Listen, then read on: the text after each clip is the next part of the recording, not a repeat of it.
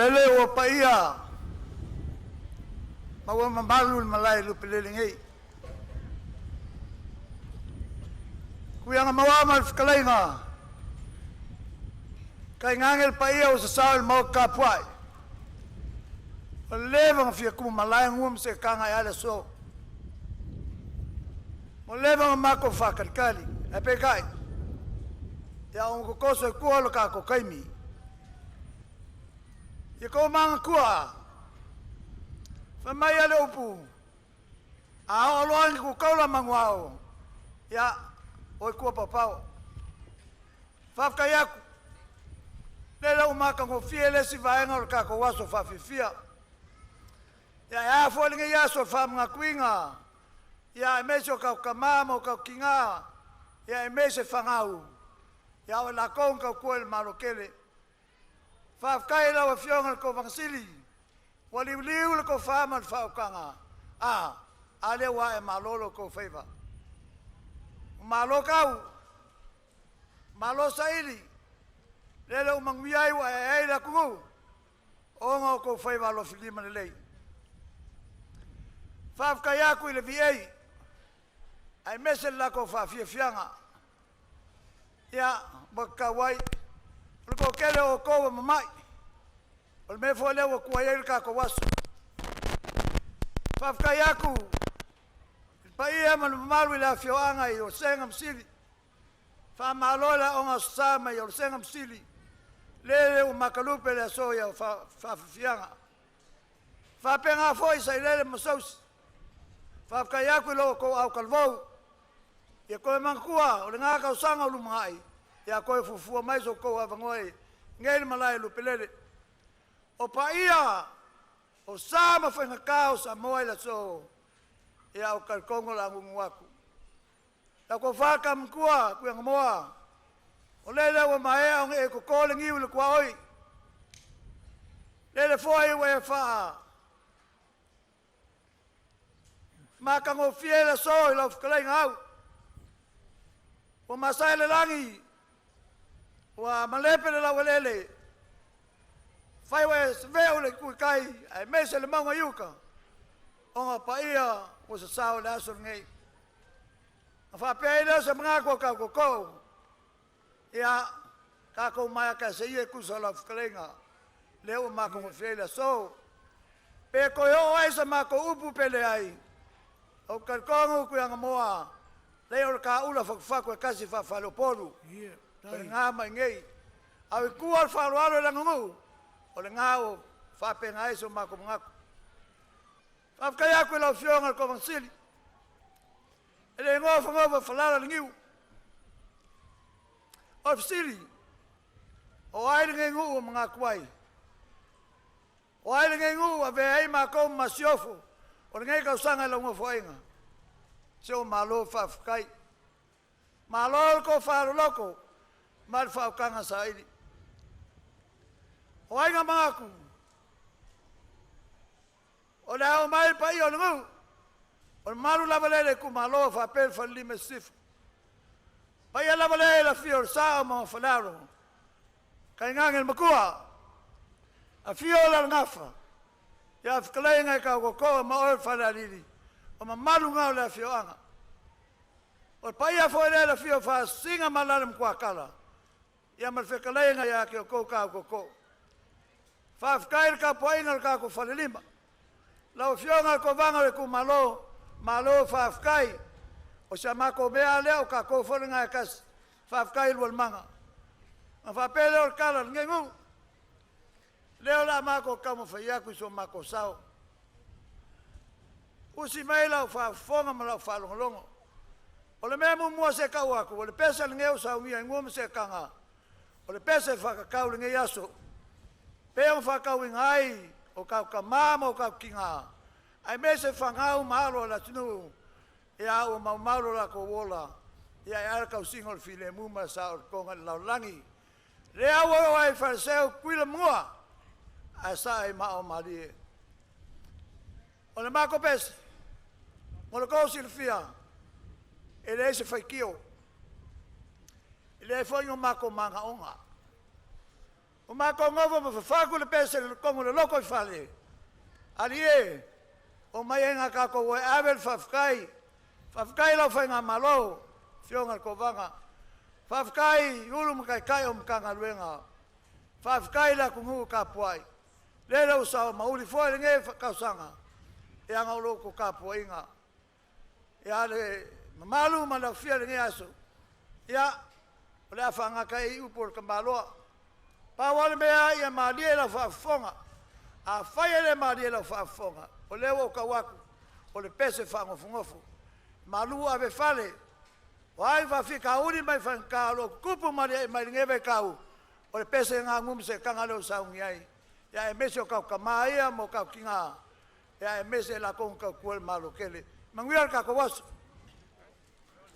Alo faftaif klai na ko farka ko ngango.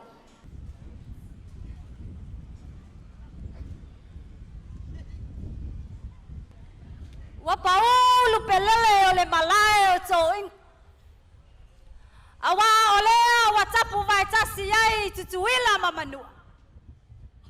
Awa lo aso fa moe moeina. O te fa tulo wat.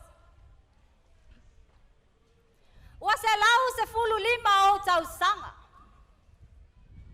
Avela ia ile nati le langi. Awa ole atua e totas. O ia le pongai. O silfa fong.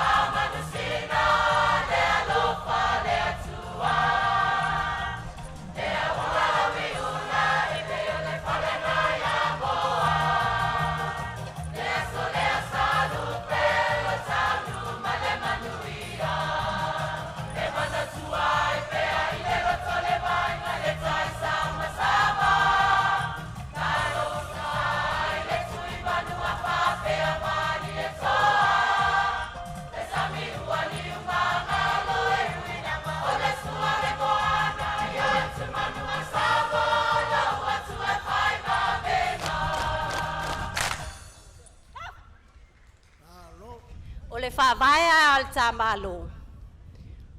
Fa mua le tu. America Samoa ia tau tua na lo fa vai. A le tala mai langi. Talia le anganga pa ia. Ai sea e tu puai le alofa, file mu, loto mawalalo, e tu puai ma le fa mangalo. Usil fa fo.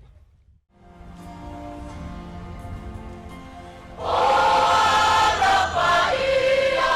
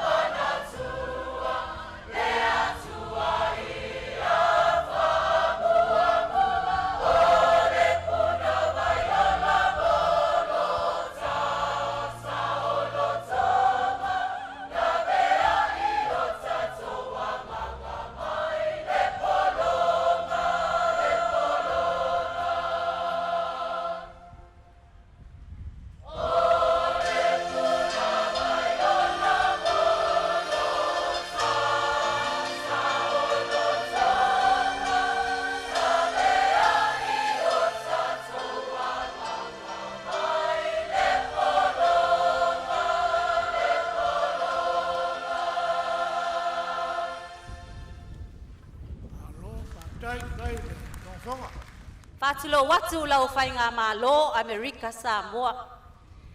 Whapea le malo Samoa sifu. Ai mai se le mamalu lasi. O le au fia wa afio mai. Usi lau mai moa.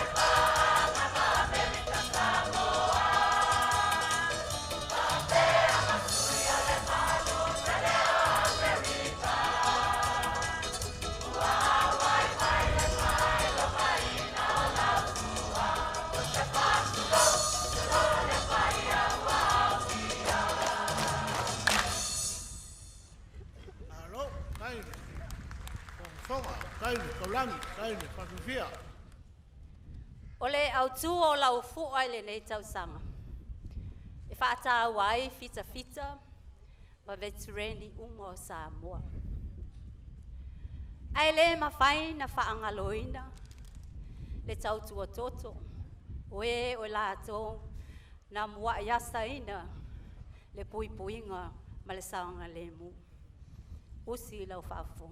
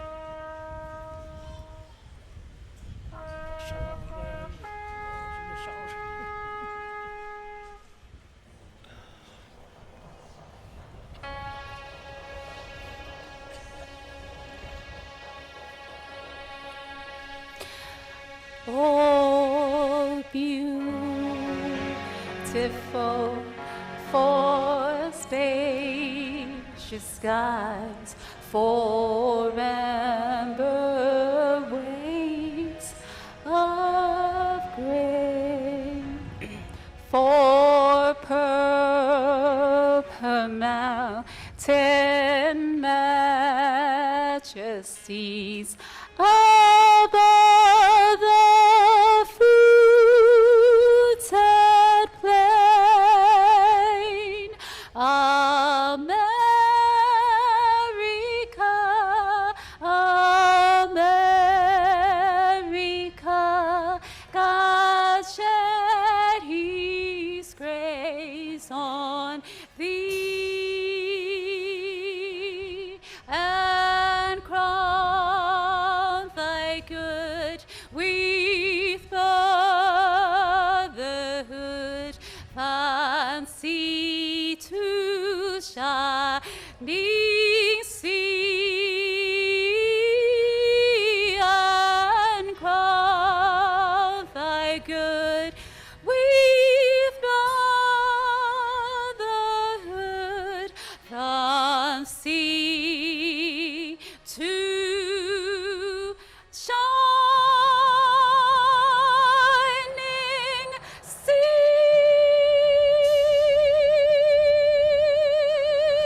America. Aloha tai.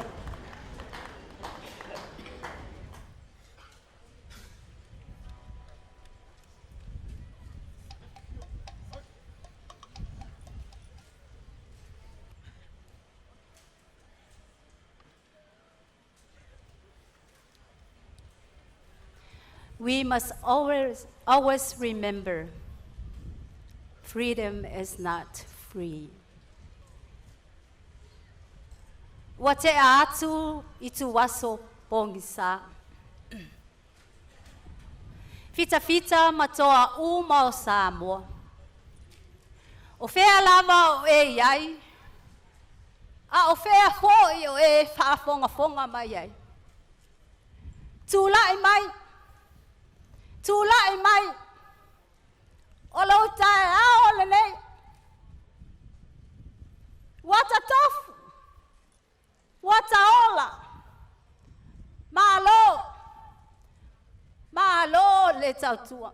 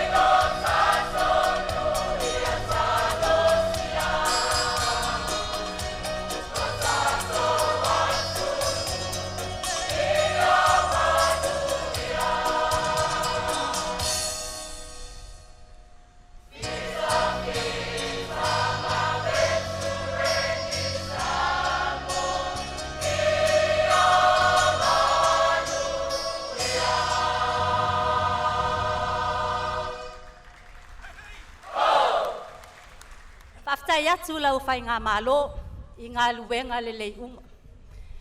Whaftai atu fo I lau a fionga le kōwana. Mo le āmana ia ina. O tama whānau o lo ulu. Ai mai se lo utu malo. E tau tua I lau no fo inga. Te le ale manao. Ai whai ama le ama. Tasi asi mea sia lau a fionga le kōwana. Sila sila fo. Mai ai o manua. Pa solo mai sasa o mai le tu totonu la mole ma naia la tele a o afea tate la mole ai se fia la mole fo si fo ai mai se lava ia fo male ala tau usi lau fa fo Thank you.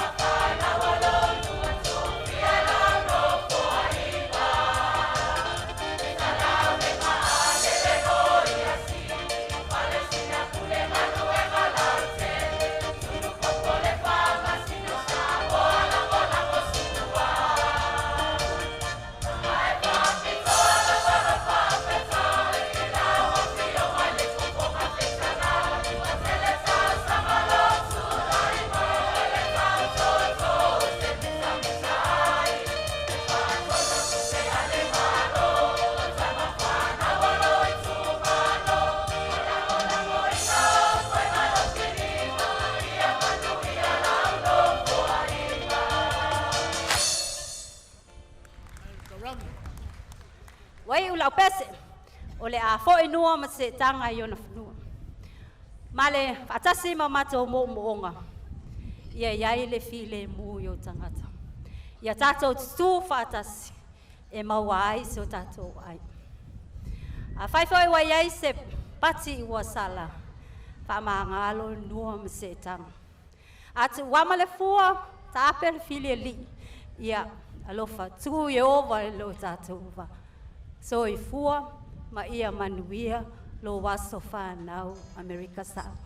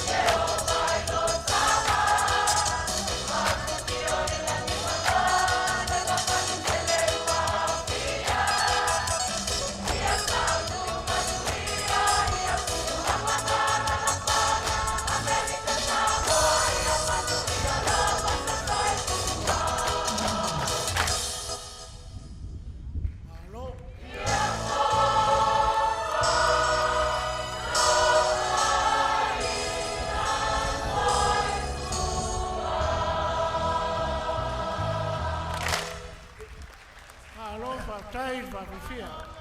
Alo tuam se kanga loko sao. Ia o se tamwhainga vai la e la fionga. Fa malulu pe a fa pe o sala le mato ngana. Ia. A fai foi o le tau tamari i la mato a mione a fiafi. Ia malu a ve fale. Leo lo sila le tua matango fie le so. Fa pe leo so mato taufi. O leo la kawalunga lo mako fa moe. Ua kasi le filinga pa ia o le nguma la fionga. Ia o le akawalunga le mako sa e la fionga le farpenga o le tumalo. Ia ai iuli ai le fionga le lo yesili. Ai mese le pule ngā luenga. Ia ai mese foi le whkalai.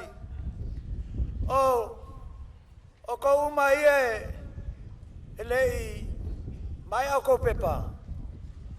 Ia leo sa le ai iuli le fionga le alo yesili. O ko uma foi e overstay. O le aso le ngei ko ke o mai in malai e vai ma ua maloloia. A ko le o mai e sa e loia. Ia longa winga, ua le ai kako. Ia mal whaloalo, alumaya, o le la kawalunga al wha mai mo al whalilua. O le awa kakala le kawalunga le fionga le il whalupenga i le kolu afe. Alo, patai. Ia e wha mai mo aku foi le malu al kako, a fia o poku poku. Ako walo lofa, ia nguma se kanga, ia o mai kako, whaile kako kawalunga. Alo le whalilua, awa le kawalunga. O le me mua ia e whaleo le nganga whakakele le pai o le kumalo. I le mamalu le whalilua, ia awa le sao, nge yasu whamalo whawhakai ka penga. Anga o wawe loa e kolu wafe kala aile siwa, se mongua wha akoa ia la kaua le lima afe. Au lea, o le afe ka la lewa, ka mao le kumalo, ia awa le kawalunga le kakungu. Mawhakai.